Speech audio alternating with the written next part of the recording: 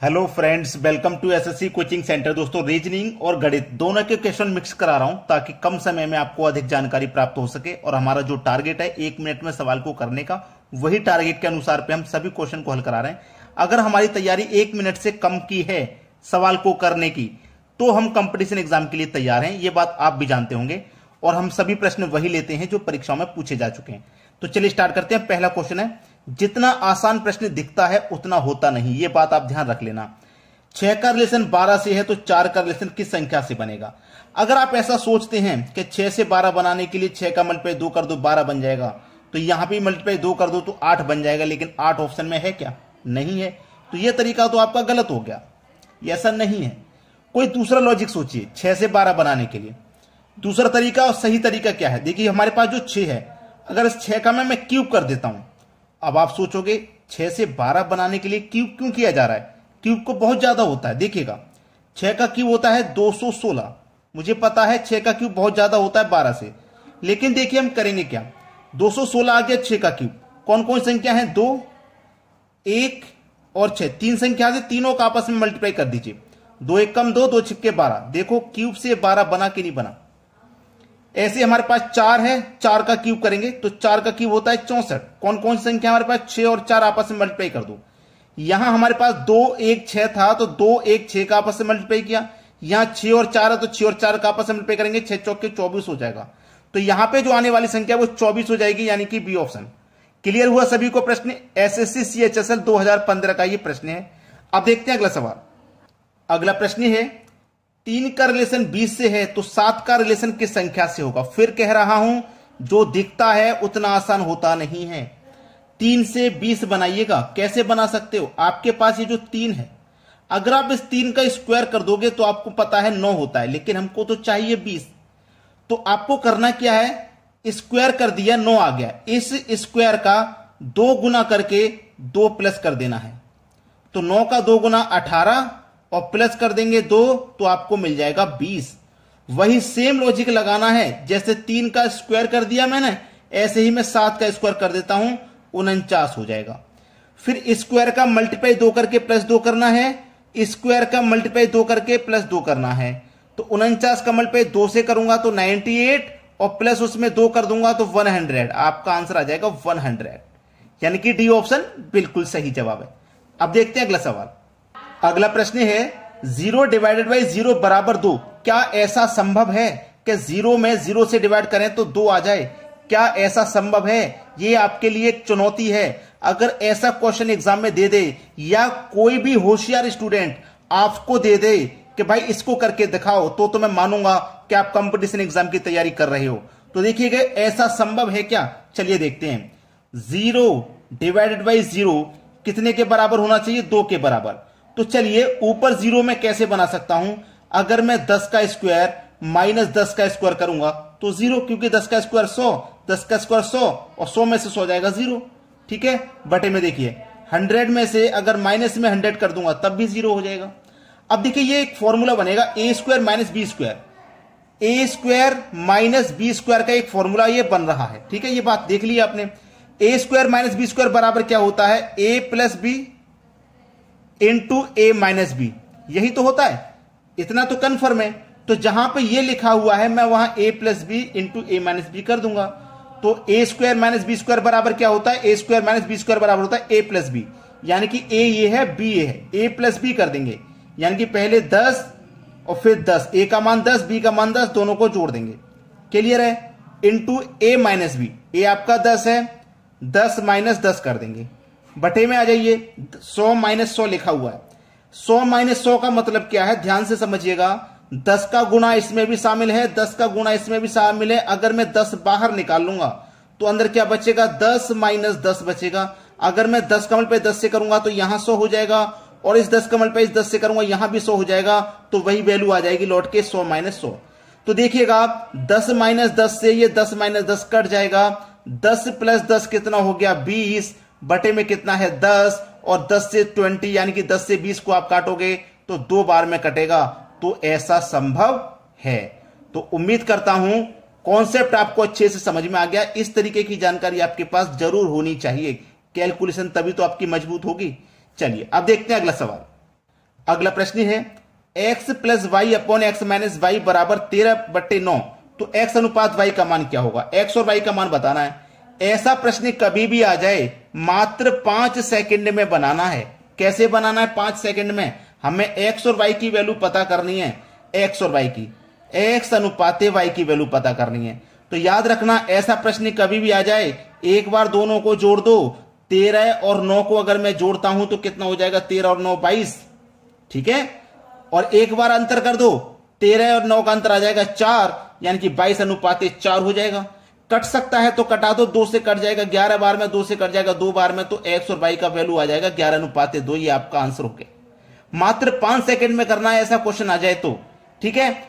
एक बार जोड़ के लिख दो, एक बार अंतर करके। जो पहले जोड़ोगे वो पहले वाली संख्या का मान, बाद में अंतर करोगे बाद वाली संख्या का मान होगा। समझ में आ गया? चलिए अब देखते हैं अगला सवाल। अगला प्रश्न है 25% का वर्गमूल क्या होगा?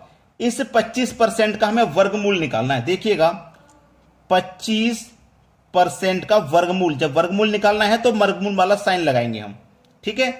चलिए 25 लिखूंगा, परसेंट का मतलब आप जानते हैं बटे में 100 होता है। इसका हम क्या करना है? वर्गमूल निकालना है। क्लियर? अब देखो 25 का वर्गमूल होता है 5 और 100 का वर्गमूल क्या होता है? 10। क्लियर? हमने वर्गमूल सॉल्व कर लिया। 5 एकम 5, 5 दूने का 10, यानी कि 1/2। 1/2 का मतलब क्या होता है? 0.5%। आपका आंसर हो जाएगा पहला ऑप्शन। कर लिया ना? चलिए अब देखते हैं अगला सवाल। अगला प्रश्न है 2 की पावर 20 प्लस 2 की पावर 20 प्लस 2 की पावर 20 प्लस 2 की पावर 20 को 4 बार जोड़ना है। 4 बार जोड़ने का मतलब क्या है? 2 की पावर 20 को 4 बार जोड़ने का मतलब है कि 4 से मल्टीप्लाई कर दो, ठीक है। 2 की पावर 20, 4 को क्या लिख सकते हो? 2 की पावर 2 का मान 4 होता है, तो 2 की पावर 2 लिख सकते हो 4 को। अब देखिएगा बेस आपका समान है, तो a की पावर m इंटू a की पावर n का फॉर्मूला आप जानते हैं, पावर जुड़ जाएगी जब आपका बेस समान है। तो 2 की पावर कितनी हो जाएगी भैया? 22 हो जाएगी। ये आपके सवाल का आंसर हो जाएगा। देखिए किस ऑप्शन में है? बी ऑप्शन में। ये बिल्कुल सही जवाब है। अब देखते हैं अगला सवाल। अगला प्रश्न है 2 की पावर 500 का आधा कितना होगा? एग्जामिनर आपका टेस्ट ले रहा है, देख रहा है कि आप कितने होशियार हो। क्योंकि बच्चे क्या करेंगे, 2 की पावर 500 का आधा पूछा है तो 2 की पावर 500 है, दिमाग चलेगा कि 2 की पावर 250 आधा हो जाएगा। पहले ऑप्शन में दिया गया है, सही कर दो। ये गलत है, ये गलत है। इस तरीके से नहीं होगा। हमेशा याद रखना कि कभी भी आपको आधा पूछा जाए, कितनी भी पावर दे दे, केवल आपको एक पावर कम करनी है, केवल आपको एक पावर। जैसे कि 2 की पावर 500 का आपको क्या करना है? आधा करना है। तो 2 की पावर 500 में से -1 करना है, केवल एक पावर कम करनी है, तो 2 की पावर हो जाएगी 499। ये आपके सवाल का बिल्कुल सही जवाब है, जो कि हमारे डी ऑप्शन में सही किया जाएगा, नन। क्योंकि दिया नहीं गया है ना, तो हमारा डी ऑप्शन सी हो जाएगा, नन। इनमें से कोई नहीं, ये यानी कि अलग। कभी भी ऐसा क्वेश्चन आ जाए आधा करने के लिए तो केवल एक पावर कम करनी है, याद रखना इस बात को। अब देखते हैं अगला सवाल। अगला सवाल है √16 का वर्गमूल क्या होगा? देखिएगा उसने बोला है √16 का वर्गमूल। वर्गमूल बोला है ना, अलग से बोला है वर्गमूल, तो इसके ऊपर वर्गमूल वाला साइन लगाएंगे आप, ठीक है। सबसे पहले इस वाले वर्गमूल को सॉल्व करो तो 16 का वर्गमूल 4 हो जाएगा। इसके ऊपर बचा ये वाला वर्गमूल।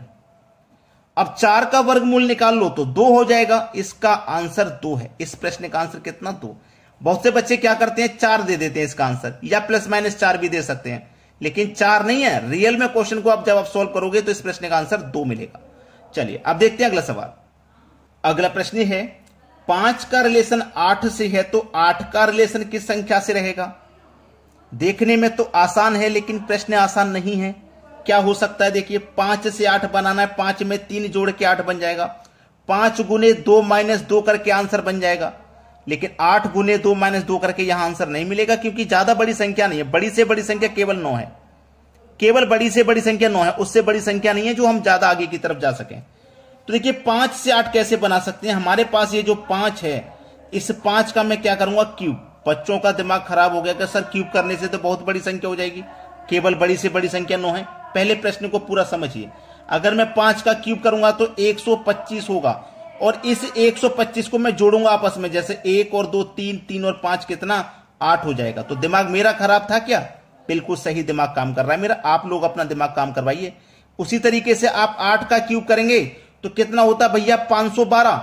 अब जिस तरीके से हमने इनको आपस में जोड़ लिया, इनको भी जोड़ लो। 5 और 1 6, 6 और 2 8। तो बड़ी से बड़ी संख्या 9 थी, 9 की जरूरत भी नहीं पड़ी। 8 ही हमारा सही जवाब हो गया। इसलिए मैं कहता हूं कि देखने के ऊपर मत जाइए। देखने में तो प्रश्न बहुत आसान लगेगा, करने का तरीका देखिए कहां से प्रश्न को सॉल्व करवा रहा है। क्यूब करवा के प्रश्न को सॉल्व करवाया जा रहा है। अब देखते हैं अगला सवाल। अगला प्रश्न है 7 और 112 के मध्यानुपाती ज्ञात कीजिए। मध्यानुपाती को ज्ञात करवा रहा है। तो मध्यानुपाती को ज्ञात कैसे करवाया जाता है? पी का स्क्वायर निकलवा रहा है। पी का स्क्वायर, ठीक है, पी का स्क्वायर बराबर 112 गुने 7। यही दो संख्या है तो 112 गुने 7 कर देंगे दोनों का, ठीक है। अब चलिए P बराबर इस 112 को मैं क्या लिख सकता हूं? 16 गुने 7। 112 होता है 16 7 112। इसके मैंने फैक्टर कर लिए 16 गुने 7 में, और फिर ये 7 अलग है। अब ये आपके पास देखिए P का स्क्वायर है तो यहां मैंने P का स्क्वायर लिख रखा है। अब देखिएगा P बराबर 16 गुने 7 गुने 7। ये जो स्क्वायर है ये बराबर के इधर आएगा तो यहां से हट जाएगा, इसके ऊपर स्क्वायर रूट का साइन लग जाएगा। P का मान निकालिए। अब देखिए 16 का मल्टीप्लाई मैं 7 से करता हूं तो क्या वही आ जाएगा 112? तो इसकी जरूरत हमें नहीं है। मैं केवल 16 का स्क्वायर रूट निकालूंगा जो कि 4 होता है। गुने 7 49, 49 का स्क्वायर रूट निकालूंगा तो केवल 7 होता है, ठीक है। क्लियर इतनी बात? स्क्वायर रूट हल हो गया। अब P का मान निकल के आ गया 4 7 28। तो P का मान यानी कि मध्यानुपात क्या है? 28 हो जाएगा। सी ऑप्शन बिल्कुल सही जवाब। बहुत से बच्चे बिना लाइक किए बिना शेयर किए चले जाते हैं। बस यही रिक्वेस्ट है हमारी, लाइक और शेयर करिए, कमेंट करिए आपको हमारे वीडियोस कैसे लगते हैं। ठीक है दोस्तों, धन्यवाद।